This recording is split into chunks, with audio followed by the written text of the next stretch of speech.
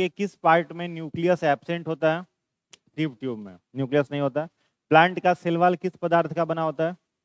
Cellulose का। Bacteria का cell wall peptidoglycan. Fungi का सेल वॉल काइटिन का। प्लांट यूकैरियोटिक है कि प्रोकैरियोटिक?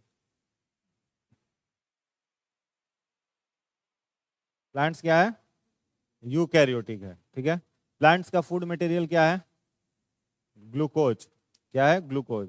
रिजर्व फूड मटेरियल क्या है? स्टार्च। एनिमल्स का रिजर्व फूड मटेरियल क्या है? ग्लाइकोजन। फंजाई का क्या है? फंजाई का क्या है? ग्लाइकोजन ही है। प्लांट एनिमल का और फंजाई का दोनों का रिजर्व फूड क्या है? ग्लाइकोजन है, ठीक है। और बताइए, प्लांट्स जो होते हैं उनमें एक्स्ट्रा वाटर जो फोटोसिंथेसिस के बाद बच जाता है, उनका स्टोमाटा से निकल जाना किस प्रक्रिया के द्वारा होता है? ट्रांसपीरेशन के द्वारा। ट्रांसपीरेशन जरूरी क्यों है? ट्रांसपीरेशन जो होता है वो जरूरी क्यों है? बॉडी टेम्परेचर मेंटेन करने के लिए, ठीक है। ट्रांसपीरेशन क्यों जरूरी है? बॉडी टेम्परेचर को मेंटेन करने के लिए, ठीक है। चलो नेक्स्ट लिखना, हेडिंग बनाना। अगला हेडिंग बनाना, ह्यूमन डाइजेस्टिव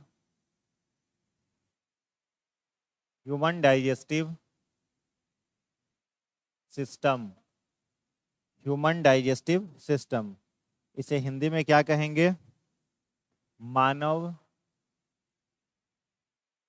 पाचन तंत्र। ह्यूमन डाइजेस्टिव सिस्टम, मानव पाचन तंत्र। हो गया।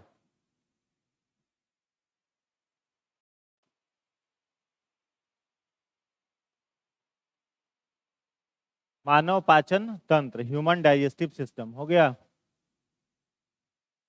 अब देखो, जितने सारे यूनिसेलुलर ऑर्गेनिज्म होते हैं, एक कोशिकीय जीव, उनमें हमने क्या बताया था आपको कि डिवीजन ऑफ लेबर नहीं होगा, मतलब काम का बंटवारा नहीं होगा। जितना उनका काम है सब काम कौन करेगा? तो एक कोशिका, जो उनमें एक कोशिका पाई जा रही है, वो कोशिका उनके सारे कार्यों को करेगी। मतलब भोजन का पाचन उसी कोशिका को करना होगा, पदार्थों का परिवहन उसी को करना होगा, है ना। श्वसन भी जो है वो उसी को करना होगा। ये सारे के सारे काम किस कोशिका को? तो एक कोशिका को करना पड़ता है, ठीक है। जबकि जो बहुकोशिकीय जीव होते हैं, मल्टी सेलुलर जो जीव होते हैं, उनके पास पाया जाता है, उनके शरीर में अंग ऑर्गेन्स पाए जाते हैं। और क्या पाया जाता है? ऑर्गन सिस्टम पाया जाता है।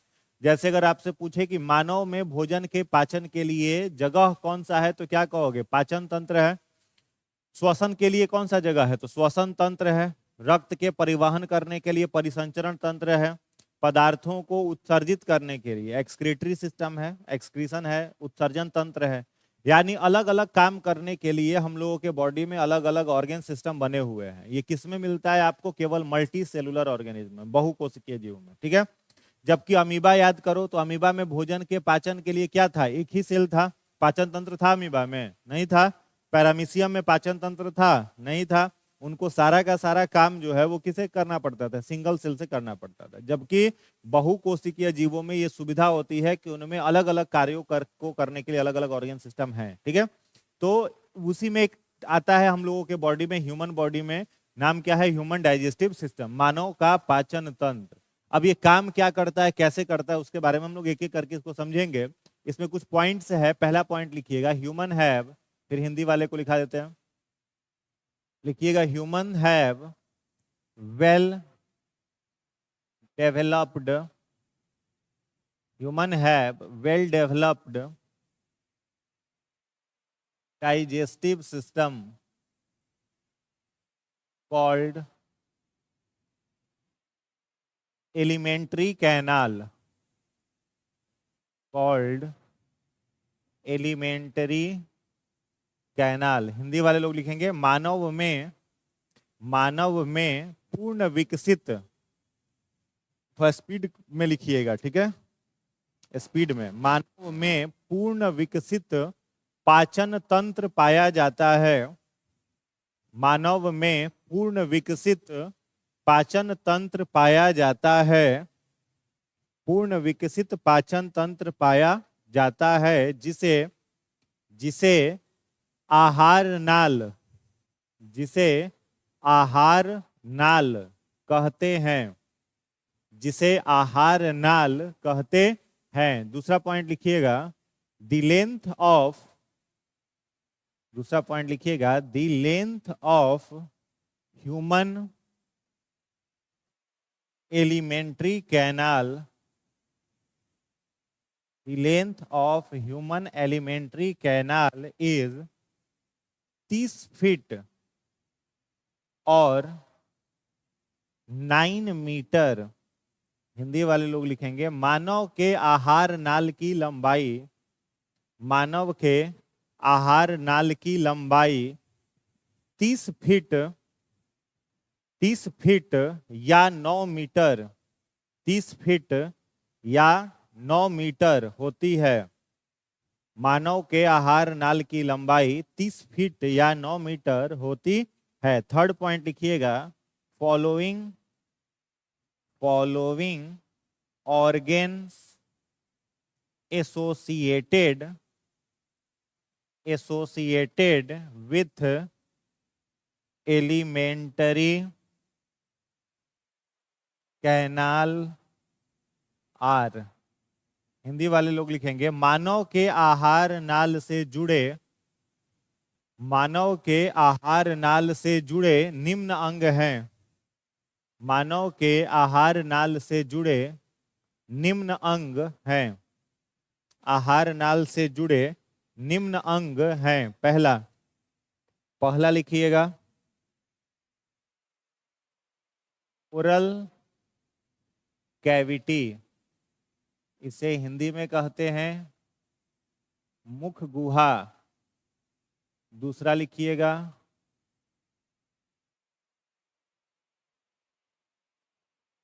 ईसोफेगस, इसे कहते हैं, यहां ओ साइलेंट होता है, ठीक है, ईसोफेगस प्रोनाउंसिएशन होता है, ग्रास नली। तीसरा है स्टमक, इसे कहते हैं अमाशय। चौथा लिखिएगा, स्मॉल इंटेस्टाइन, छोटी आंत। पांचवा लिखेंगे, लार्ज इंटेस्टाइन, बड़ी आंत। छठा लिखना, रेक्टम, यानी मलाशय। सातवां लिखना, एनस, मल द्वार। आठवां लिखना, डाइजेस्टिव ग्लैंड्स, मतलब पाचन ग्रंथियां। इसमें पहला सैलिवरी ग्लैंड मीन्स लार ग्रंथि। दूसरा लिखना, गैस्ट्रिक ग्लैंड, मतलब जठर ग्रंथि। तीसरा लिखना, लीवर, मतलब यकृत। अगला लिखिएगा, पैनक्रियाज मीन्स अग्नाशय। नेक्स्ट लिखिएगा, इंटेस्टाइनल ग्लैंड, इंटेस्टाइनल ग्लैंड मतलब आंत्र ग्रंथि।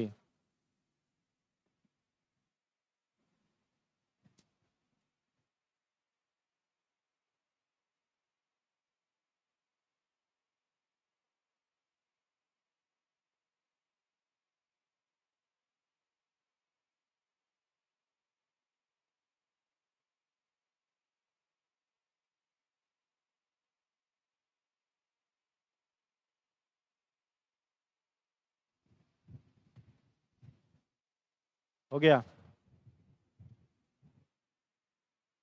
तो इतने सारे ऑर्गन्स मिलकर के क्या बनाते हैं, ह्यूमन का एलिमेंट्री कैनाल। ठीक है, पाचन तंत्र हम लोगों का जो बना हुआ है वो कितने ऑर्गन से बना है, इन सबको मिला करके बनता है। ठीक है, इसमें देखो यहां से लेकर के ओरल कैविटी से लेकर के एनस तक का जो लेंथ है वो कितना है, 30 फीट या 9 मीटर। किसमें, एडल्ट पर्सन में, वयस्क व्यक्ति में जो पाचन तंत्र की लंबाई होती है वो कितनी होती है, 30 फीट या 9 मीटर। एक ही बात है, वो कहां से कहां तक, मुख गुहा से लेकर के मलद्वार तक। वहां जो लिखा हुआ है डाइजेस्टिव ग्लैंड्स मतलब पाचन ग्रंथि, उस पाचन ग्रंथि के कितने भाग होते हैं, तो 5 भाग हैं। अब पाचन ग्रंथि का काम क्या है, डाइजेस्टिव ग्लैंड्स का काम क्या है। अब देखो यहाँ पर वो एक वर्ड आ रहा है क्या, ग्लैंड। क्या आया है, ग्लैंड। तो ग्लैंड को हिंदी में लिखा है ग्रंथि। अब सुन रखे होगे कि ग्लैंड कितने तरह का होता है, 2 तरह का। एक होता है इंडोक्राइन ग्लैंड और दूसरा होता है एक्सोक्राइन ग्लैंड। अंतःस्रावी ग्रंथि और बाह्यस्रावी ग्रंथि, 2 प्रकार की ग्रंथि होती है, अंतःस्रावी और बाह्यस्रावी। तो मानव के शरीर में 2 प्रकार के रसायनों का निर्माण होता है। एक तो हम लोगों के बॉडी में बनता है, क्या बनता है, इंजाइम। क्या बनता है, इंजाइम। और दूसरा हम लोगों के बॉडी में क्या तैयार होता है, हार्मोन। मानव शरीर में कितनी चीजें बनती हैं, 2 चीजें, एक इंजाइम्स बनता है और दूसरा क्या बनता है, हार्मोन। तो ये जो इंजाइम्स बनते हैं इसका रोल किस चीज में होता है, पाचन में। इंजाइम्स का रोल किस में होता है, पाचन में। और जो हार्मोन होता है इसका रोल किस चीज में होता है, वृद्धि में। हार्मोन शरीर का क्या कराता है, वृद्धि। हाइट बढ़ रहा है, नाखून बढ़ रहा है, बाल बढ़ रहा है, ठीक है, बॉडी ग्रो कर रहा है, तो किसके कारण कर रहा है, हार्मोन्स के कारण। और किसी भी पदार्थ का, कार्बोहाइड्रेट का, फैट का, प्रोटीन का, किसी भी पदार्थ का पाचन हो रहा है तो किसके कारण हो रहा है, इंजाइम्स के कारण हो रहा है। ठीक है, तो मानव शरीर का जो ग्लैंड इंजाइम सेक्रीट करता है उन ग्लैंड को क्या कहा जाता है, एक्सोक्राइन ग्लैंड। उन ग्लैंड को क्या कहा जाएगा, एक्सोक्राइन ग्लैंड। हिंदी में क्या कहेंगे, बहिस्रावी ग्रंथि। क्या कहेंगे, बहिस्रावी ग्रंथि, या फिर इसको कहेंगे बाह्यस्रावी ग्रंथि। तो बाह्यस्रावी ग्रंथि का अगर काम तुमसे पूछे तो क्या कहोगे, क्या सेक्रेट करना है, इंजाइम सेक्रेट करना है। ठीक है, और इंजाइम का काम किसमें होगा, पाचन में। दूसरा, हार्मोन्स जो होता है इसे सेक्रेट कौन सा ग्लैंड करेगा, इंडोक्राइन ग्लैंड करेगा। यानी इसे हिंदी में क्या कहोगे, अंतःस्रावी ग्रंथि। हार्मोन का सेक्रेशन कौन करेगा, इंडोक्राइन, इंजाइम का एक्सोक्राइन। अब खैर इन दोनों ग्लैंड्स के बारे में डिटेल में हम लोग पढ़ेंगे आगे चल करके। ठीक है, ग्लैंड चैप्टर ही एक पढ़ना है हम लोग को, हार्मोन्स वहां पर इनका सर्जरी किया जाएगा। अभी इतना समझ लो कि जितना ये 5 लिखा है हमने, सैलिवरी ग्लैंड से लेकर के इंटेस्टाइनल ग्लैंड तक, ये पांचों अगर हम आपसे पूछें, डायरेक्ट एग्जाम में क्वेश्चन आता भी है कि निम्नलिखित में से छाटिए कि कौन इंडोक्राइन ग्लैंड है, या निम्नलिखित में से छाटिए कि कौन एक्सोक्राइन ग्लैंड है। ठीक है, मान लो ये ऑप्शंस आपको दिए गए हैं, कितने ऑप्शन है, 5। ठीक है, इसी में एक हम लिख दे रहे हैं ग्लैंड का नाम एड्रिनल ग्लैंड। क्या लिख दिया हमने, एड्रिनल ग्लैंड। ठीक है, ये हो गया आपका, ये लिखना आपको नहीं है, ये ग्लैंड और जोड़ दिया एफ तक। कितने सारे ऑप्शन हैं, और प्रश्न हम आपसे पूछे, एक और ऑप्शन दे देते हैं एफ के बाद जी, और इसमें दे देते हैं 1 से अधिक, मोर देन 1। क्या दे दिया, मोर देन 1, यानी 1 से अधिक विकल्प। क्वेश्चन है हमारा कि निम्नलिखित में से कौन सा विकल्प सही है एक्सोक्राइन ग्लैंड के लिए, यानी बाह्य स्रावी ग्रंथि के लिए कौन सा विकल्प सही है। आपके पास इतने सारे ऑप्शन है, बताइए तो आंसर क्या हो जाएगा, जी। एक्सोक्राइन ग्लैंड जो है ये भी कैसा ग्लैंड है, एक्सोक्राइन। अब चूंकि पाचन तंत्र का हिस्सा है तो भोजन को पचाने के लिए तुम्हें क्या चाहिए, इंजाइम। भोजन को पचाने के लिए हार्मोन चाहिए क्या, नहीं चाहिए ना, केवल क्या चाहिए, इंजाइम। और ये सारे ग्लैंड्स जो होते हैं इनका काम है क्या, सेक्रेट करना, इंजाइम। अलग अलग प्रकार के इंजाइम सेक्रेट करते हैं। ठीक है, ये भी आपका एक्सोक्राइन है, ये भी एक्सोक्राइन है, ये भी exocrine, exocrine, exocrine. Adrenal gland कौन सा ग्लैंड है, इंडोक्राइन। एड्रिनल ग्लैंड जो होता है यह कौन सा ग्लैंड है, इंडोक्राइन। क्यों इंडोक्राइन है, क्योंकि वो हार्मोन्स बनाता है। कौन सा हार्मोन बनाता है, तो 3 प्रकार का हार्मोन बनाता है, ग्लूकोकॉर्टिकॉइड, मिनरलोकॉर्टिकॉइड और एड्रिनलिन। ये 3 हार्मोन कौन बनाता है, एड्रिनल ग्लैंड। किडनी के ऊपर पाया जाता है, आगे पढ़ेंगे हम लोग इसके बारे में। ठीक है, तो ये एक विकल्प है आपका क्या, इंडोक्राइन का। बाकी विकल्प किसके हैं, एक्सोक्राइन के हैं। समझ में आया, तो इस तरीके का क्वेश्चन पूछा। तो जहां कहीं भी केवल देख लेना, अगर पाचन से संबंधित कोई ग्रंथि, अब लीवर है तो लीवर क्या करेगा, भोजन को पचाने में ना मदद करता है। पैनक्रियाज क्या करेगा, अग्नाशय भोजन को पचाने में। आंत क्या करेगा, भोजन को पचाने में। तो वो सारी ग्रंथियां जो पाचन में है, एक्सोक्राइन। वो सारी ग्रंथियां जो वृद्धि करने में, अब जैसे क्वेश्चन दे दे प्यूटिटरी ग्लैंड, पीयूष ग्रंथि, कहां पर होता है? एस्फेनॉइड रीजन ऑफ बोन, मस्तिष्क के यहाँ केंद्र में। तो प्यूटिटरी ग्लैंड जो है वो कौन सा ग्लैंड हो जाएगा? इंडोक्राइन की एक्सोक्राइन? इंडोक्राइन हो जाएगा। गले में हम लोग का ग्लैंड है थायराइड ग्लैंड, हार्मोन सेक्रेट करता है थायरोक्सिन, कमी से हो जाता है घेंघा रोग। घेंघा रोग किसकी कमी से होता है? थायरोक्सिन की कमी से, है ना। थायरोक्सिन में क्या पाया जाता है? आयोडीन पाया जाता है। तो क्वेश्चन आ जाए थायराइड ग्लैंड कौन सा ग्लैंड है, तो क्या कहोगे? इंडोक्राइन, अंतःस्रावी है। किडनी पर एड्रिनल ग्लैंड है, इंडोक्राइन है। गोनैड से है, जनन ग्रंथियां, इंडोक्राइन किससे हैं? समझ में आ रहा है? तो जो इंजाइम बना है एक्सोक्राइन, जो हार्मोन बना है इंडोक्राइन। तो इतने सारे ऑर्गन मिल करके क्या बना रहे हैं? मानव का पाचन तंत्र बना रहे हैं, डाइजेस्टिव सिस्टम बना रहे हैं। अब एक एक करके इन सारे ऑर्गन्स के बारे में पढ़ना है, ठीक है। पहला हेडिंग क्या बनाओगे? Oral cavity. हेडिंग बना लो ओरल कैविटी, मुख गुहा। ओरल कैविटी,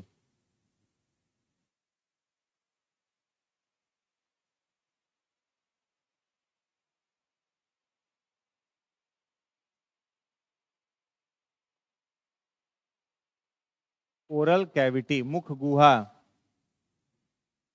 मुख गुहा हिंदी में क्या कहेंगे इसको? मुख गुहा। ओरल कैविटी को कई जगह लिखा हुआ आपको मिलेगा बक्कल कैविटी। ओरल कैविटी को क्या लिखा रहता है? बक्कल कैविटी, दोनों एक ही हैं, ठीक है। ओरल कैविटी या बक्कल कैविटी दोनों सेम है। हिंदी में क्या कहते हैं? मुख गुहा, ठीक है। इसमें पहला पॉइंट लिखिएगा, following parts of, following parts of buccal cavity, following parts of buccal cavity are. Hindi वाले लोग लिखेंगे मुख गुहा के निम्न भाग हैं। मुख गुहा के निम्न भाग हैं, ठीक है। पहला चीज तो ये कि एलिमेंट्री कैनाल का ये क्या होता है? ओपनिंग गेट, ठीक है। एलिमेंट्री कैनाल जो हम लोगों का है आहार नाल, वो शुरू कहाँ से होता है? तो माउथ से, ठीक है। अब इसके कई सारे पार्ट हैं, ठीक ना। उन सारे पार्ट्स के बारे में एक एक करके देखते हैं। पहला लिखिएगा इसमें टीथ। पहला लिखिएगा टीथ, दांत। इसमें डैश दे करके लिखिएगा it is formed by calcium phosphate and, या कैल्शियम फॉस्फेट और डेंटाइन। हिंदी वाले लोग लिखेंगे दांत का निर्माण, हिंदी वाले लोग लिखेंगे दांत का निर्माण कैल्शियम फॉस्फेट, कैल्शियम फॉस्फेट या डेंटाइन, या डेंटाइन, बोर्ड पे लिखा हुआ है डेंटाइन से होता है। दांत का निर्माण कैल्शियम फॉस्फेट या डेंटाइन से होता है। दूसरा पॉइंट इसमें लिखिएगा, on the wall of teeth a yellowish protective layer present, a yellowish protective layer present called enamel, bracket में लिख लेना, hardest part of human body. Hindi वाले लोग लिखिएगा दांत के ऊपरी सतह पर, दांत के ऊपरी सतह पर मानव शरीर की सबसे कठोर सुरक्षात्मक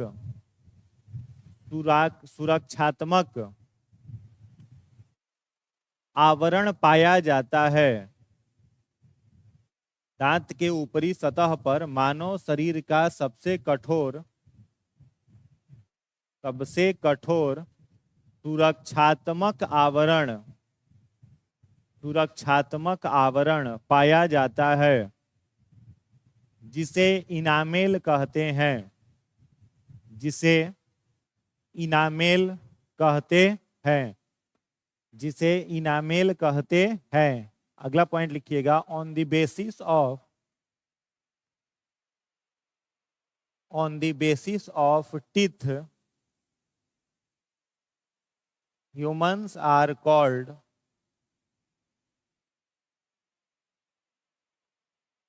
ईफोडोंट, इकोडोंट एंड हेट्रोडोंट। हिंदी वाले लोग लिखेंगे, दांत के आधार पर मनुष्य को द्विदंती दांत के आधार पर मनुष्य को द्विदंती कौमा विषम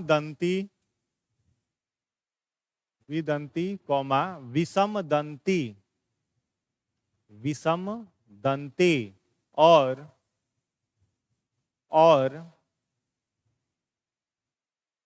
जबड़ा युक्त दांत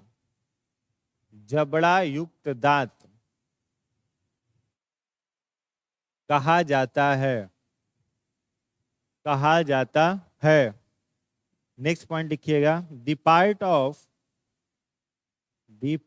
of teeth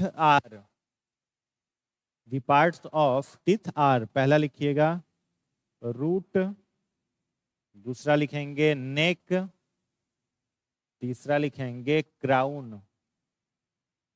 root, neck, crown. Hindi वाले लोग लिखेंगे, दांत के निम्न भाग हैं।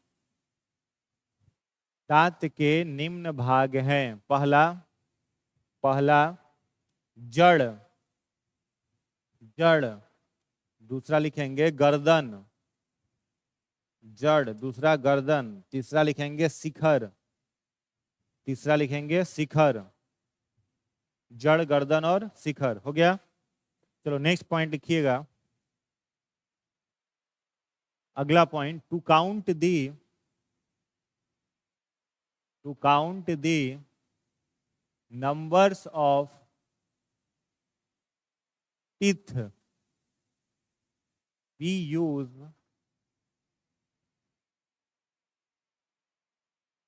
Dental formula. To count the numbers of teeth we use dental formula. दांतों की संख्या गिनने के लिए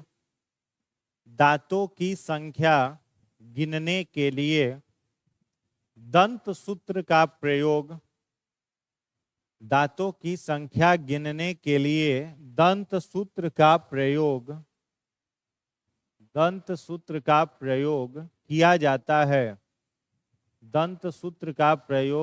किया जाता है। हो गया। पहला लिखना इसमें मिल्क टीथ, इसकी संख्या कितनी होती है? 20। हिंदी वाले भी लिखिए इसको। और इसका जो डेंटल फॉर्मूला है वह है 2102 बाई 2102 इंटू 2। अब इसमें दांत का जो प्रकार होता है, पहला प्रकार लिखिएगा इंसीजर, हिंदी में इसको कहा जाता है कृदंतक। क्या लिखना? केनाइन, इसको कहा जाता है भेदक। बताएंगे, अभी समझाए थोड़ी है। उसके बाद लिखिएगा प्रीमोलर, को कहा जाता है अग्र चवर्णक। और चौथा होता है मोलर, इसे कहा जाता है चवर्णक।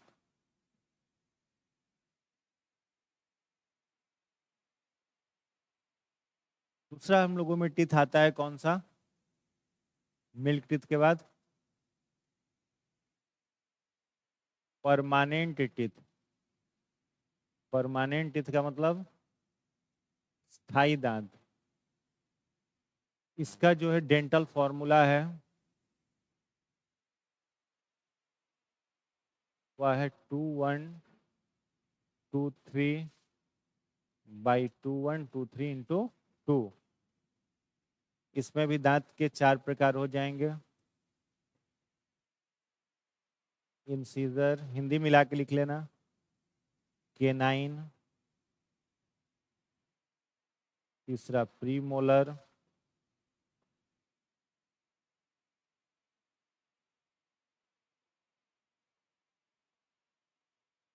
मोलर।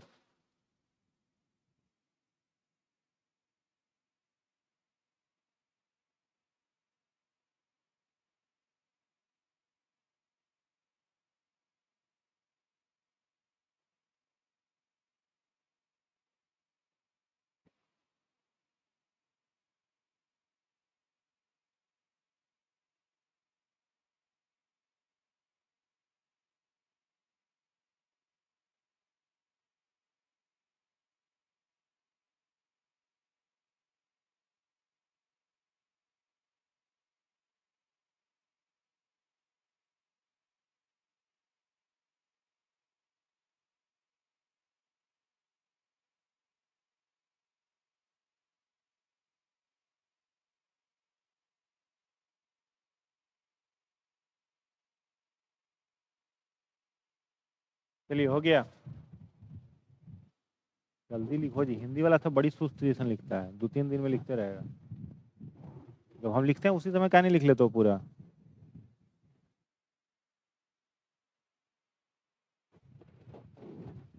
हो गया। तो लिख कौन सी रहे हो गया था, करो वो भी क्या लिख भी रहे हो। चलो, तो दांत का ये सब टाइप है, इसको समझ लो फटाफट। देखो, पहला इसमें पॉइंट लिखा है क्या, और टिथ जो है उसका निर्माण किस चीज से हुआ है, तो याद रखोगे कैल्शियम फॉस्फेट। दांत किस चीज से बना है, कैल्शियम फॉस्फेट से। हड्डी हम लोग का किस चीज से बना है, कैल्शियम कार्बोनेट और कैल्शियम फॉस्फेट दोनों से। ठीक है, हड्डी किससे बना है, कैल्शियम कार्बोनेट और कैल्शियम फॉस्फेट दोनों से। लेकिन दांत केवल किससे बना है, कैल्शियम फॉस्फेट से। अभी एग्जाम में क्वेश्चन आया था तो कैल्शियम फॉस्फेट न लिख करके इसके कॉम्पोजिशन दे दिया था इंग्लिश में। ठीक है, दिया था दांत किस चीज से बना है, कैल्शियम फॉस्फेट नहीं लिखा था, कॉम्पोजिशन का नाम लिख दिया था डेंटाइन।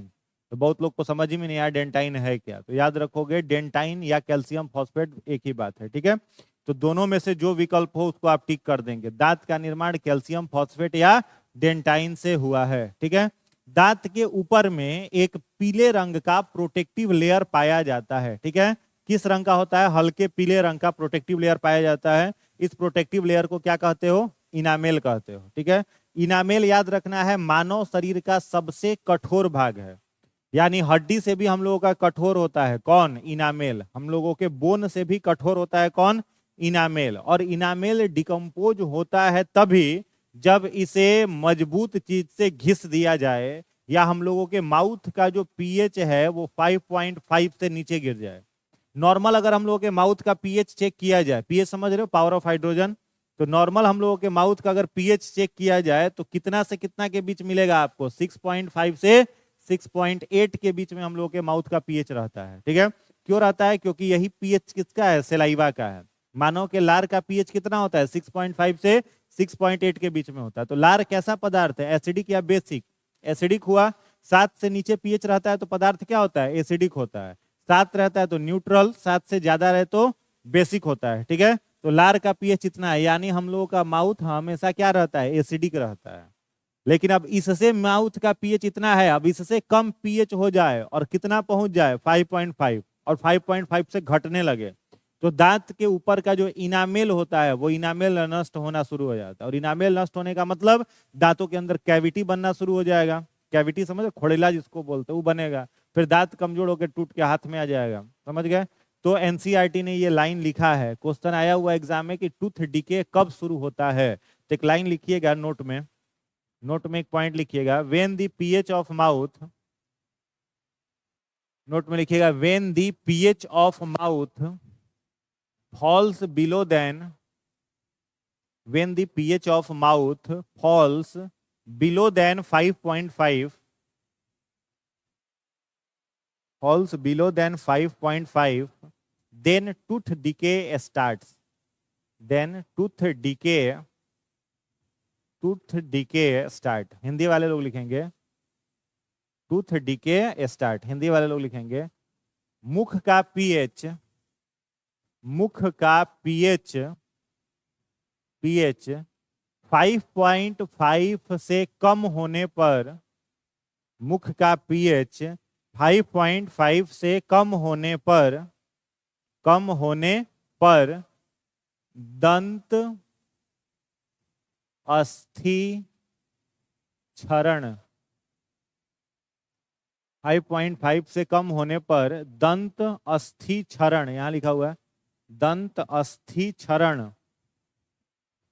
दंत अस्थि क्षरण शुरू हो जाता है, दंत अस्थि क्षरण शुरू हो जाता है। हो गया। चलो देखो, तो मान लो कोई टीथ है, ठीक है, तो टीथ जो होता है ह्यूमन का, ये हो गया मान लो किसी का दांत, ऊपरी जबड़े में लगा हुआ केनाइन टीथ है। दांत कितने प्रकार का? तो 4 प्रकार का। तो ऊपरी जबड़े में लगा हुआ कौन सा दांत हो गया? केनाइन। तो ये पूरा का पूरा दांत तुम्हारा किस चीज से बना है? कैल्शियम फास्फेट या फिर डेंटाइन से। अब इसी के ऊपर तुम्हें एक हल्के पीले रंग का आवरण मिल जाएगा, यहाँ पर एक हल्का पीला रंग का आवरण मिल जाएगा। यही आवरण आपका क्या कहलाएगा? इनामेल। ये आवरण जो हो गया, ये क्या हो गया? इनामेल। और इस दांत के अंदर यानी डेंटाइन के अंदर जब जाओगे तो डेंटाइन के अंदर तुम्हें क्या मिलेगा? तो डेंटाइन के अंदर तुम्हें मिलेगा वेन, आर्टरीज, ब्लड कैपिलरीज। इसके अंदर क्या मिलेगा? When, arteries, blood capillaries. When मतलब सिरा, आर्टरी माने धमनी, और कैपिलरीज माने रक्त केशिका। हम लोगों का रक्त किस में बहता है? इसी में ना बहता है, धमनी और सिराओं में क्या बहता है? रक्त बहता है। तो दांत के अंदर जाओगे तो डेंटाइन के अंदर तुम्हें क्या मिलेगा? वेन, आर्टरीज और ब्लड कैपिलरीज। धमनी, सिरा, ये सब कहाँ मिलेगा? डेंटाइन के अंदर। अब कई बार ऐसा होता है कि कुछ ठंडा पदार्थ खाएं, आइसक्रीम या कोल्ड ड्रिंक, दांत झंझनाना शुरू कर दिया। होता है ना बहुत लोगों के साथ। ठंडा गर्म खाने पर क्या होता है? दांतों में सेंसिटिविटी आती है। किस व्यक्ति के दांतों में झंझनाहट होगी? जिसका इनामेल डिकम्पोज हो रहा है या हो चुका है। ठीक है, अब इनामेल डिकम्पोज हो गया तो दांत झंझनाएगा। अब मान लो इसके ऊपर ये पीला वाला इनामेल नहीं है और तुम ठंडा गर्म कुछ भी खा रहे हो, तो सीधे कहाँ जा रहा है वो मामला? कैल्शियम फॉस्फेट के पास। और कैल्शियम फॉस्फेट्स के अंदर क्या है? ब्लड कैपिलरीज है। तो ब्लड कैपिलरीज तक वो इंफॉर्मेशन पहुंच जाता है, जिससे दांतों में दर्द होता है, झंझनाहट होती है। इसीलिए इस इनामेल को क्या करना चाहिए? बचा के रखना चाहिए। और माउथ का पीएच 5.5 तक पहुंचने से हमेशा रोक के रखना चाहिए। समझ में आ रहा है? ठीक है। इनामेल टूट गया तो बहुत दिक्कत है। कई बार बचपन में दूध के दांत में इनामेल ज्यादा होता है, मिल्क टीथ में इनामेल ज्यादा होता है, इसीलिए बच्चों का दांत जो होता है वो थोड़ा अधिक पीला दिखाई देता है। तो कई बार होता है कि गांव में कुछ समझदार लोग होते हैं, वो कहते हैं कि दांत पीला है यानी ब्रश नहीं करते हो। ये नहीं समझता है कि इनामेल है। उसको क्या करवाता है सब, कई लोग इतने बुद्धिमान होते हैं कि बालू से मुंह धोवा देते हैं। समझ रहे? बालू होता है ना सफेद वाला, वो कहे कि बाबू बालू से मुंह धो लो, दांत चमक जाएगा। अब लेके बालू से मुंह धो लोगे, सब दांत चमक जाएगा। माने इनामेल हट गया तो कैल्शियम फॉस्फेट तो चमकबे ना करेगा, लेकिन इनामेल ही नहीं रहेगा। अब ठंडा गर्म खाओ तो डांस करना पड़ेगा। समझ में आ रहा है? इसलिए बालू ओलू से मुंह मत धो लेना कभी, कोई कितना भी चढ़ा दे दांत साफ करने के लिए। या फिर पहले गांव में क्या होता था, जो वो लकड़ी वाला चूल्हा रहता था, एलपीजी सिलेंडर थोड़ी था, वो तो बहुत बाद में आया ना। आप जाइए 2001-2 में याद करिए, तो 2001-2 में क्या रहता था? 3 बर्नर का चूल्हा घर में रहता था और लकड़ी पर खाना बनता था, पता है ना। अब लकड़ी पर खाना बनता था तो उसका जो राख होता था, उस राख से लोग मुंह धोवा देता था। राख दे देता था, कहता था राख से मुंह धो लो, धो दांत चमक जाएगा।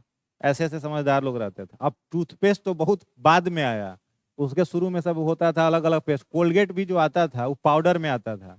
आप लोग धोए हैं उससे मुंह, पाउडर वाले कोलगेट से? उसके पहले आता था एक और लाल दंत मंजन आता था, वो भी लाल रंग का होता था, वो भी पाउडर फॉर्म में आता था। तो उसके पहले, इन दोनों के आने के पहले की बात बता रहे हैं, राख से लोग मुंह धोते थे। दातुन तो खैर अभी भी चलता है, लेकिन राख और ये बालू, जिसका दांत पीला होता था, रगड़वा देता था। वो रगड़ देने के बाद एकदम चमक गया दांत। चमक जाने के बाद फिर कितना दिक्कत होगा सोचो। इनामेल ही नहीं रहा, वो बेचारा वो इंसान कुछ खाने लायक रहेगा? हाँ हाँ, वही बालू नदी में से जो निकलता है। इसलिए कोई भी चढ़ाई से धोना नहीं चाहिए। ब्रश भी करो तो कौन सा? सबसे सॉफ्ट वाला ब्रश। ब्रश में 100-200 रुपया खर्चा करो, कोई दिक्कत नहीं, कंजूसी नहीं करना चाहिए। ये नहीं कि जाकर 20 रुपया में ब्रश खरीद के लाए उसे ब्रश कर रहे हैं।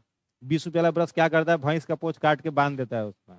अब भैंस के पोंछ से मुंह धोगे तो क्या होगा?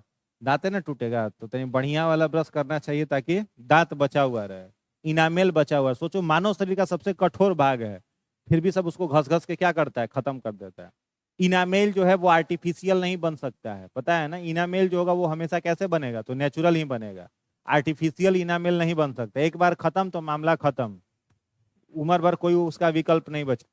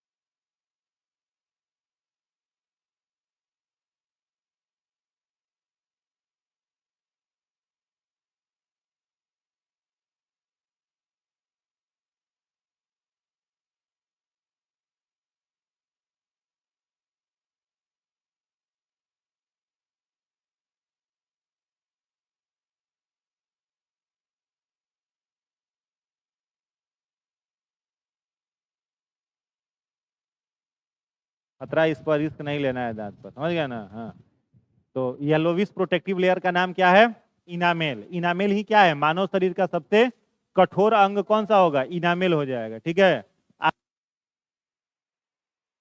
टीथ यानी दांत के आधार पर मानव का कुछ नाम रखा गया है, ठीक है। पहला नाम हम लोगों का क्या रखा गया है, डिफोडोंट। मानव का पहला नाम जो है वह क्या है, डिफोडोंट। डिफोडोंट को हिंदी में क्या कहते हैं, द्विदंती। तो डिफोडोंट हम लोगों को क्यों कहा जाता है, इसलिए कहा जाता है कि पूरे जीवन काल में हम लोगों का दांत कितनी बार आता है, 2 बार। एक बार कौन सा आता है, मिल्क टीथ, दूसरा बार कौन आता है, परमानेंट टीथ। तो चूंकि दांत 2 बार आता है, इसलिए मानव का एक नाम क्या है, डिफोडोंट, ठीक है। दूसरा नाम क्या है, थीकोडोंट। थीकोडोंट जो होता है हम लोगों को इसलिए कहा जाता है क्योंकि हम लोगों का सारा दांत किससे जुड़ा हुआ रहता है, जबड़ा से। All teeth of humans are associated with jaw, that's why humans are called thecodont. तीसरा नाम हम लोगों का क्या है, हेट्रोडोंट। हेट्रोडोंट को क्या कहते हैं, विषम दंती। इसे क्या कहेंगे, विषम दंती। विषम दंती क्यों कहा जाता है, क्योंकि दांत सारे एक तरह के नहीं है, अलग अलग तरह के दांत हैं, है ना। 4 प्रकार का दांत है कि नहीं हम लोगों में, इसलिए हम लोगों का एक और नाम क्या है, हेट्रोडोंट। याद रहेगा। डिफोडोंट किस लिए, दांत पूरे जीवन भर में 2 बार आता है। थिकोडोंट किस लिए, दांत जबड़ा से जुड़ा हुआ है इसलिए। हेट्रोडोंट किस लिए, दांत के अलग अलग प्रकार हैं इसलिए। क्लियर है। आगे क्या लिखा हुआ है, the part of teeth are root, neck और क्राउन। ये आपका मान लो केनाइन टीथ है, तो दांत का सबसे बाहरी भाग जो होता है इसे क्या कहते हैं, क्राउन। क्या कहेंगे, क्राउन। दांत का मिडिल पार्ट जो होगा इसे क्या कहेंगे, नेक। और जो जबड़ा के अंदर धंसा हुआ रहेगा इसको क्या कहेंगे, रूट। जो जबड़ा के अंदर है उसे क्या कहेंगे, रूट। जो बीच में है उसे क्या कहेंगे, नेक। और जो सबसे ऊपर है उसे क्या कहेंगे, क्राउन। तो दांत के कितने भाग हो गए, 3, रूट, नेक और क्राउन। आगे देखिए, यहां पर देखिए दांतों की संख्या गिनने के लिए, तो इससे क्वेश्चन एग्जाम में खूब आता है। क्वेश्चन किस तरह से आता है, सीधे आपको पूछ देगा एग्जाम में क्वेश्चन की, बताइए मनुष्य के मुंह में दूध के दांत में केनाइन टीथ कितना पाया जाता है। अब वहां बच्चा को खोज के थोड़े गिनिएगा उसके मुंह में क्या केनाइन टीथ है, या आप ही को पूछ दे कि बताइए आपके मुंह में इंसीजर टीथ कैसे कितना है, तो उंगली लगा गिने पड़ जाएगा। ठीक है, तो इसीलिए डॉक्टर लोगों ने कौन सा फॉर्मूला बना दिया, डेंटल फॉर्मूला, दंत सूत्र। ये डेंटल फॉर्मूला सारे जीवों में अलग अलग है, ये केवल मनुष्य का आपको लिखा रहे हैं। ठीक है, एनिमल्स का सबका क्या होता है, अलग अलग होता है। तो दांत हम लोगों के जीवन काल में कितनी बार आता है, 2 बार। तो पहला दांत का क्या नाम है, मिल्क टीथ। तो मिल्क टीथ की कुल संख्या कितनी होती है, 20। ठीक है, मिल्क टीथ कितना होता है, 20। अब इसका डेंटल फॉर्मूला देखो, ये लिखा है बटा के ऊपर, यानी ये ऊपरी जबड़े में दांतों की संख्या है। ये बटा के नीचे लिखा हुआ है, यानी निचले जबड़ों में दांतों की संख्या है। ठीक है, ये ऊपरी जबड़ा, ये निचला जबड़ा। गुणा कितना से किया गया है, 2 से। क्यों 2 से गुणा किया गया है, क्योंकि मानव के शरीर का जो सिमेट्री है वो बाइलेटरल सिमेट्रिकल है। हम लोग द्विपार्श्व सममित जीव हैं। सिमेट्री जो होता है ना वो 3 प्रकार का होता है। ठीक है, एक इसको लिखना नहीं है, समझना है। एक सिमेट्री होता है जिसको कहते हैं एसिमेट्रिकल। ठीक है, एक होता है बाइलेटरल सिमेट्रिकल, और एक होता है रेडियल सिमेट्रिकल। जीवों का शरीर कितने तरह का, 3 तरह का, एसिमेट्रिकल, बाइलेटरल सिमेट्रिकल और रेडियल सिमेट्रिकल। एसिमेट्री किसे कहा जाता है, जिस जीव के शरीर को तुम कैसे भी काटो उसका शरीर बराबर भागों में नहीं बटेगा। ठीक है, अब जैसे मान लो यहाँ पर एक अमीबा है, इस अमीबा को हम कहें कि तुम काटो और इसका शरीर 2 बराबर भागों में बट जाए, तो कैसे भी काटोगे बटेगा क्या, नहीं बटेगा। तो इसकी संरचना किस में आ जाएगी, एसिमेट्रिकल में आ जाएगी। दूसरा क्या है, बाइलेटरल सिमेट्रिकल, यानी किसी जीव को अगर वर्टिकली काटा जाए और उसका शरीर 2 बराबर भागों में बट जाए उसको क्या कहा जाएगा, बाइलेटरल सिमेट्रिकल। अब मेढक को पकड़ के बीच में सीधा इसे काटो, उसका शरीर 2 बराबर हालत में नहीं बटेगा, सेम बटेगा ना। हम लोगों को ऐसे बीचे बीच काटा जाए तो हम लोगों का शरीर लेफ्ट और राइट इक्वल है कि नहीं है, तो हम लोग भी कैसे सिमेट्री में आएंगे, बाइलेटरल में आएंगे। मेंढक किस में आएगा, बाइलेटरल में। पक्षी सब किस में आएगा, बाइलेटरल में। शेर, कुत्ता, बिल्ली सब किस में आएगा, बाइलेटरल में। ठीक है, अगर किसी जीव के शरीर को, इसको वर्टिकल ही ना कहते हैं, ऐसे वर्टिकली काटा जाए और उसका शरीर 2 बराबर हाल में बढ़ जाए उसको कहते हैं बाइलेटरल सिमेट्रिकल। ठीक है, तीसरा सिमेट्री क्या है, रेडियल सिमेट्रिकल। मतलब अगर किसी जीव के शरीर को होरिजेंटली काटा जाए, होरिजेंटली काटा जाए और उसका शरीर 2 बराबर भागों में बट जाए उसको क्या कहते हैं, रेडियल सिमेट्रिकल। ठीक है, तो चूंकि मानव का शरीर बाइलेटरल सिमेट्रिकल है, द्विपार्श्व सममित है, इसलिए यहां कितना से गुणा किए हैं, 2 से। अब देखो लिप्स के इधर जो दांत जिस जगह पर है, इधर वही दांत उसी जगह पर तुमको मिलेगा। यहाँ केनाइन टीथ है तो एकदम एग्जैक्टली यहाँ पर है कि नहीं, उसी जगह पे। यहाँ केनाइन टीथ है तो यहाँ है, प्रीमोलर यहाँ है तो एकदम जस्ट बगल में तुम्हारा मिलेगा। समझ में आ रहा है, तो जो दांत इधर जिस जगह पर है वही दांत इधर इस जगह पर है, इसीलिए गुणा कितना से किया गया है, 2 से किया गया है। क्लियर, फॉर्मूला समझ में आया, फॉर्मूला रट जाना है 2102/2102 इंटू 2। अब अगर हम तुमसे पूछे कि इंसीजर की संख्या बताओ, इंसीजर कितने हैं, तो ध्यान दोगे इंसीजर कितना हो जाएगा, 2 और 2 कितना हुआ, 4। 4 को 2 से मल्टीप्लाई कर देंगे कितना हुआ, 8। तो इंसीजर टीथ की संख्या कितनी हो जाएगी, 8। केनाइन पूछे तो 1 1 2 2 दूना 4। प्री मोलर पूछे तो 0 0 कितना हो जाएगा, 0 हो जाएगा, और मोलर कितना हो जाएगा, 4 दूनी 8। टोटल कितना हो गया, 16 4 20। समझ में आया बात। क्वेश्चन एग्जाम में आया है कि दूध के दांत में कौन सा दांत नहीं पाया जाता, तो याद रखोगे दूध के दांत में क्या नहीं पाया जाता, प्रीमोलर टीथ नहीं पाया जाता। और यही प्रीमोलर टीथ जो होता है आगे चल करके हम लोगों में बढ़ जाता है। कितना बढ़ जाता है, तो 8 गो प्रीमोलर टीथ हम लोगों में नया कितना आ जाता है, 8 आ जाता है। ठीक है, और कुछ मोलर की भी संख्या बढ़ जाती है, 4 गो मोलर बढ़ जाता है और 8 गो ये बढ़ जाता है, तो बन जाता है हम लोग परमानेंट टीथ वाले, 32 दांत हो जाता है। वैसे ही देखो परमानेंट टीथ तो खुद से निकाल ही लिए होगे, लिख लो परमानेंट का खुद से लिख लो, कितना हो जाएगा, 8 4 8 12 32। ठीक है,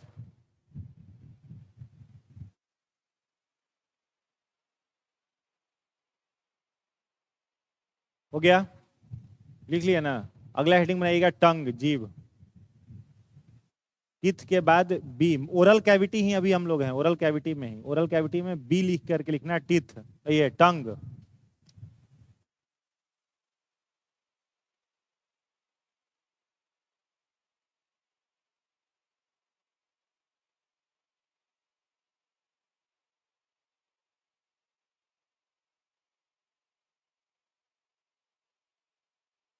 जीभ, इसमें पहला पॉइंट लिखिएगा,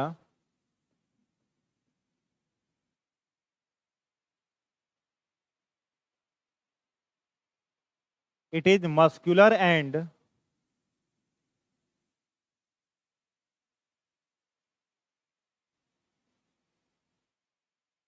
movable part of mouth.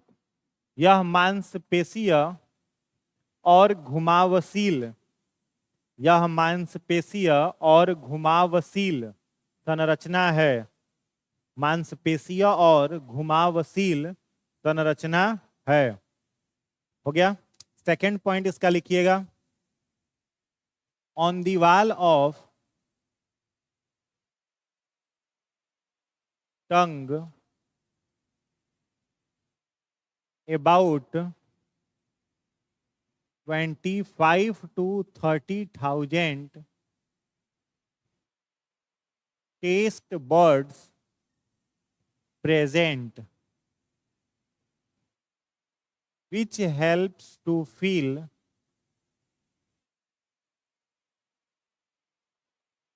three different kinds of taste: sweet, sour and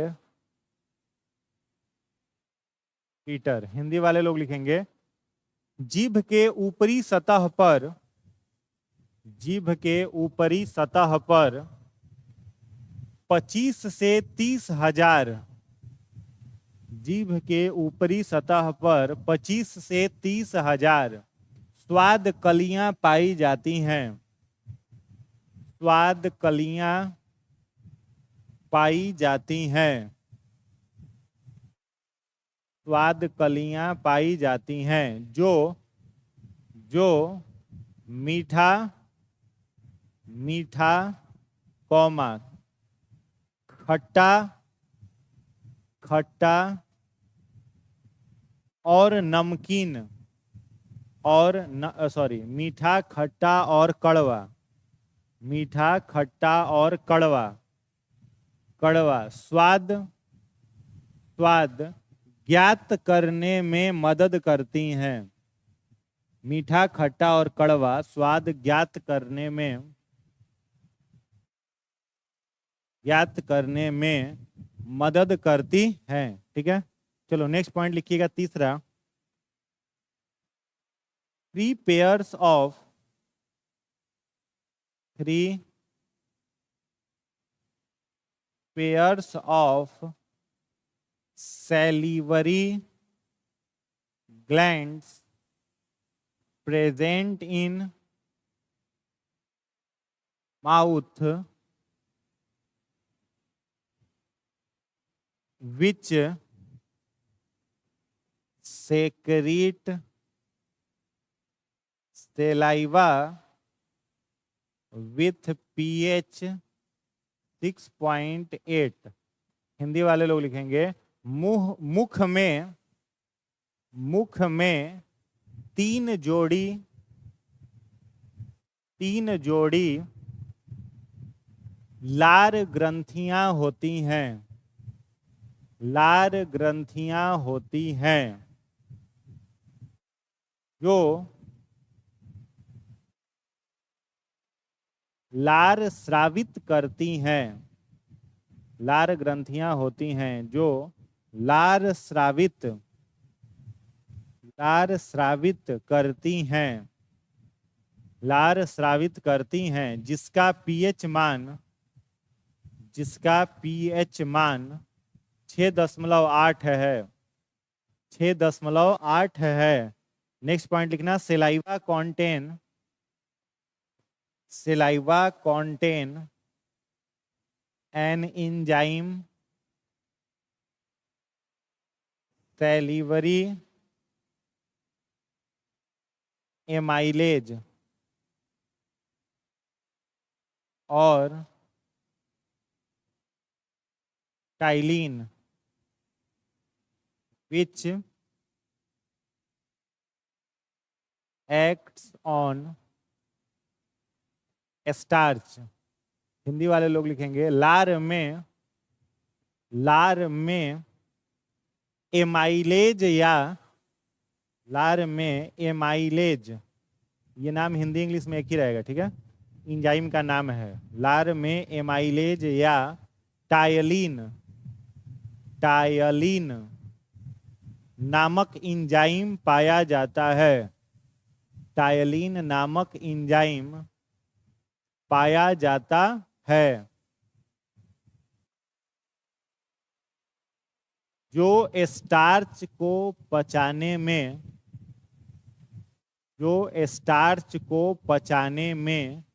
मदद करता है। जो स्टार्च को पचाने में मदद करता है। नेक्स्ट पॉइंट लिखना, 3 pairs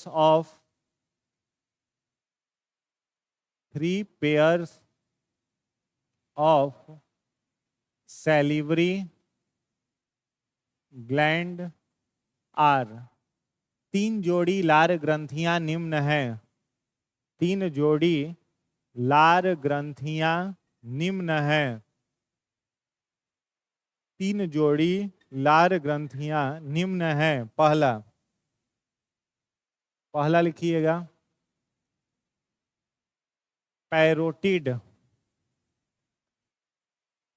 हिंदी में भी कहते हैं पैरोटिड। डैश दे करके लिखिएगा। It is longest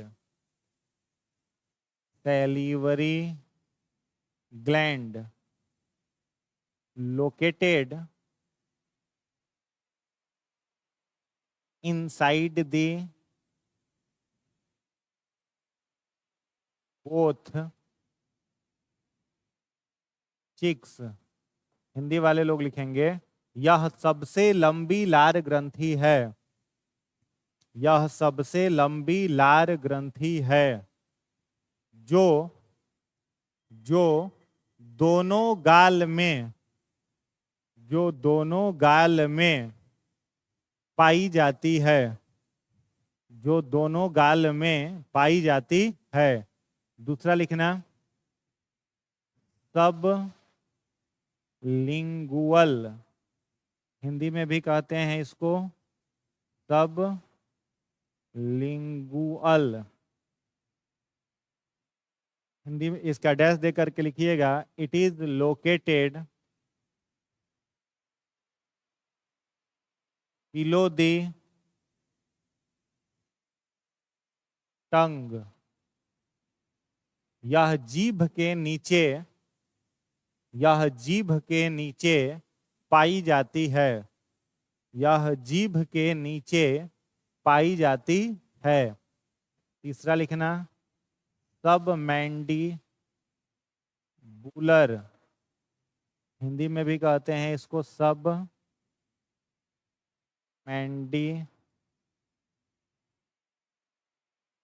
cooler, dash दे करके लिखिएगा। It is located just below the, it is located just below the upper jaw, यह ऊपरी जबड़े के नीचे, यह ऊपरी जबड़े के नीचे स्थित होती है, ऊपरी जबड़े के नीचे स्थित होती है, ऊपरी जबड़े के नीचे स्थित होती है। हो गया? चलो इसको फटाफट समझो एकदम हेलीकॉप्टर स्पीड में। देखो जीभ जो होता है वो कैसा ऑर्गेन है? मस्कुलर, यानी किसका बना हुआ है? केवल मांसपेशियों का। और कैसा पार्ट है? मूवेबल, मतलब गति कर सकता है, घूम सकता है। अब समझो चारों तरफ से दुश्मनों से घिरा हुआ है, लेकिन किसी से दबता नहीं है और कटता भी नहीं है।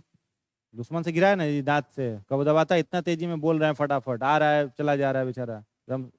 हमेशा कभी कभी गलती से कटा जाता है, हाँ, लेकिन जनरली नहीं कटाता है। ठीक है? जीभ के ऊपरी सतह पर क्या पाया जाता है? मान लो इस तरीके का किसी का टंग है, ठीक है, जीभ है इस तरह का, इंसान का हाथी का जीभ बन गया, हाँ चलो, इस तरह का मान लो किसी का क्या है? जीभ है। तो जीभ का जो ऊपरी सतह है ना, अपर वाल है, इस ऊपरी सतह पर क्या पाया जाता है? ढेर सारा टेस्ट बर्ड। क्या मिलेगा? टेस्ट बर्ड, हिंदी में कहते हैं स्वाद कली। ठीक है? और यही टेस्ट बर्ड्स जो होता है वो स्वाद ग्रहण करने में क्या करता है? मदद करता है। अगर टेस्ट बर्ड नहीं हो तो हम लोग किसी भी प्रकार का स्वाद ग्रहण नहीं कर सकते हैं। अब मनुष्य जो है वो याद रखोगे, स्वाद केवल 3 प्रकार का ही ग्रहण कर सकता है। हम लोगों के पास केवल 3 प्रकार का स्वाद ग्रहण करने की क्षमता है। कौन कौन सा? स्वीट, सावर, बिटर। इसके अलावा अगर कोई चौथा स्वाद होता भी होगा तो उसको हम लोग पता नहीं कर सकते हैं। क्यों नहीं कर सकते हैं? क्योंकि उसका रिसेप्टर, ग्राहक हम लोगों के पास नहीं है। अरे रिसेप्टर रहेगा तब तो पता करोगे, कोई नया स्वाद होता भी होगा तो हम लोग केवल कितना प्रकार का स्वाद ले सकते हैं? 3 प्रकार का। कौन कौन? स्वीट, सावर, बिटर। इससे बीपीएससी 66 ने क्वेश्चन पूछा है, जाके घटना चक्र में देख लेना। बीपीएससी 66 ने क्या पूछा था कि जो जीभ होता है, जो टंग होता है, तो क्वेश्चन था कि जीभ के किस भाग से कड़वाहट का पता चलता है? Which part of the tongue is responsible for bitterness? कड़वाहट का पता किससे चलता है? तो याद रखोगे, जीभ का जो सबसे ऊपरी सतह है ना, सबसे बाहरी भाग, वह किस चीज के लिए होता है? स्वीट के लिए। यानी इस भाग को क्या कहते हैं हम लोग? अग्रभाग। हिंदी में कह, इसको ठीक से लिख ही लो, इसका एक काम वाला चीज है ये जीभ है मान लो, इसका यह वाला भाग जो है, यह किस चीज के लिए है? मीठा के लिए, स्वीट के लिए। इसको कौन सा भाग कहते हैं? Frontal part. हिंदी में कहते हैं इसको अग्रभाग। जीभ का यह जो किनारे वाला भाग है, यह किस चीज के लिए है? सावर के लिए, यानी खट्टा या नमकीन। खट्टा या नमकीन। इसको कौन सा भाग कहोगे? Middle part.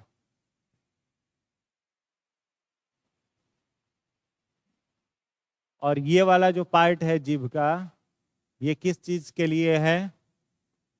बिटरनेस के लिए, यानी कड़वा के लिए। कड़वा। इसको कौन सा भाग कहते हैं? Posterior part. हिंदी में कहते हैं पश्च भाग। और जो मिडिल पार्ट होता है, ये बीच वाला जो भाग होता है, इसमें याद रखोगे नो टेस्ट। यहाँ किसी भी प्रकार के स्वाद का पता नहीं चलेगा।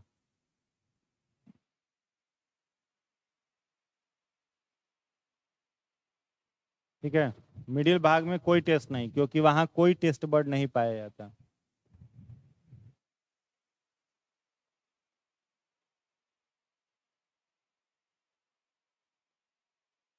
हो गया?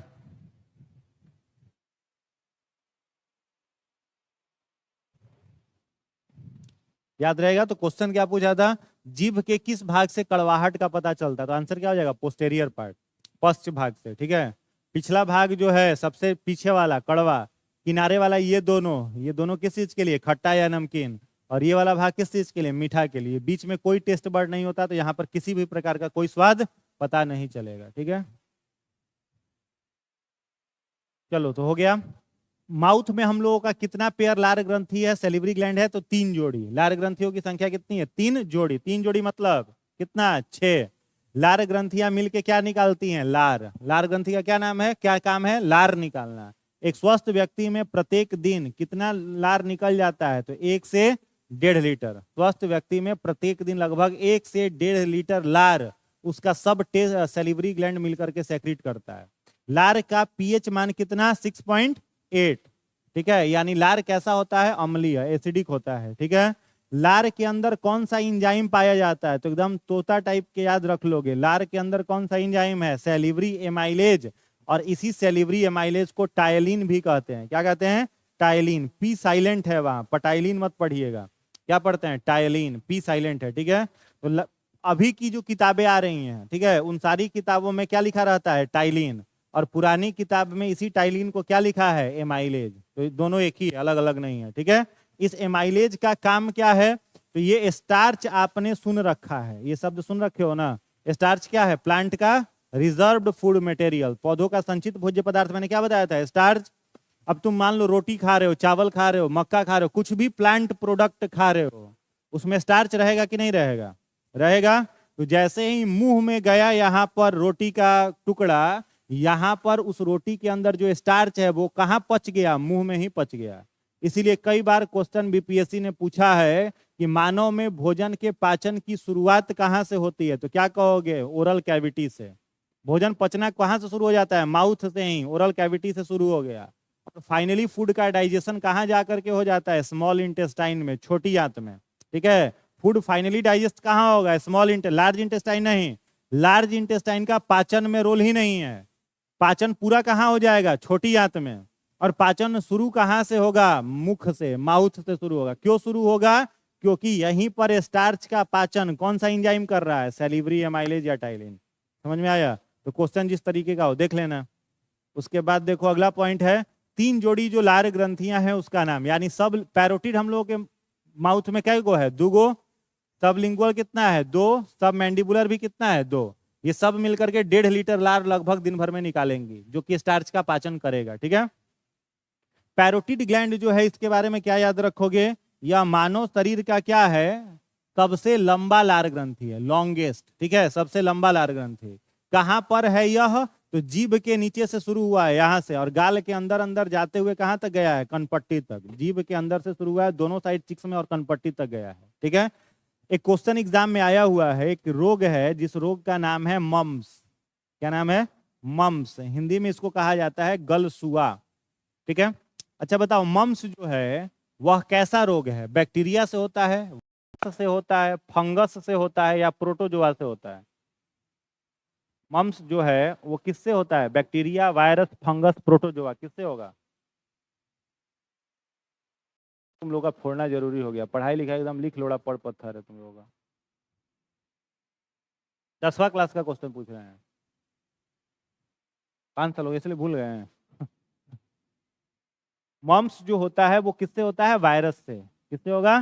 वायरस से। वायरस का नाम है पारामिक्सो वायरस। क्या नाम है? पारामिक्सो वायरस। इससे कौन सा बीमारी होता है? मम्स, जिसको क्या कहते हैं? गलसुआ। ठीक है, इस गलसुआ रोग से क्वेश्चन क्या पूछा था कि मम्स बीमारी में कौन सी लार ग्रंथि प्रभावित होती है? तो याद रखोगे कौन सी लार ग्रंथि प्रभावित होगी? पैरोटिड।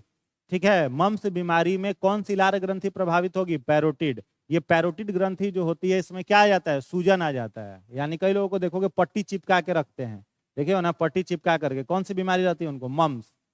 ठीक है, गलसुआ उसको कहते हैं। वायरस से होने वाली बीमारी है, पारामिक्सो वायरस से, जिसमें पैरोटिड ग्रंथि में सूजन आ जाता है। ये बीमारी फैलती है किस चीज से?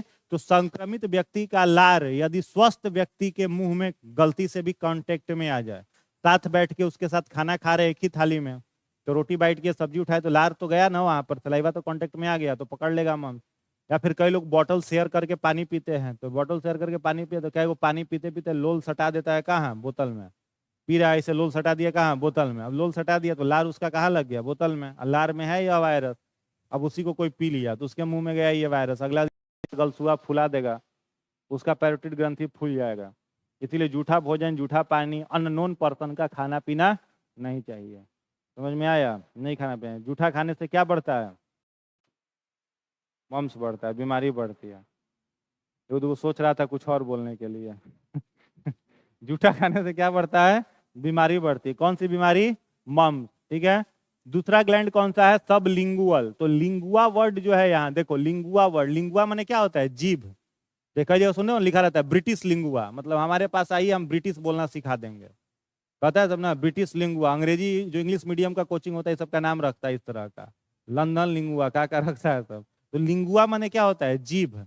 तो ये ग्लैंड कहाँ पर पाया जाएगा? जीभ के नीचे। सब लिंगुअल कहाँ? जीभ के नीचे। ठीक है। तीसरा क्या है? सब मैंडिबुलर, यह कहाँ पर है? ऊपरी जबड़े के नीचे। ये 3 जोड़ी लार ग्रंथियां जो लार सेक्रेट करती हैं, तीनों का जगह याद रखना है और पैरोटिड में याद कर लेना है इस बीमारी को, मम्स गलसुआ, जो कि पैरोटिड ग्रंथि को क्या करती है? प्रभावित करती है। ठीक है। अब इसके आगे फिर अगले क्लास में ईसोफेगस खत्म कर देंगे। आज इतना ही।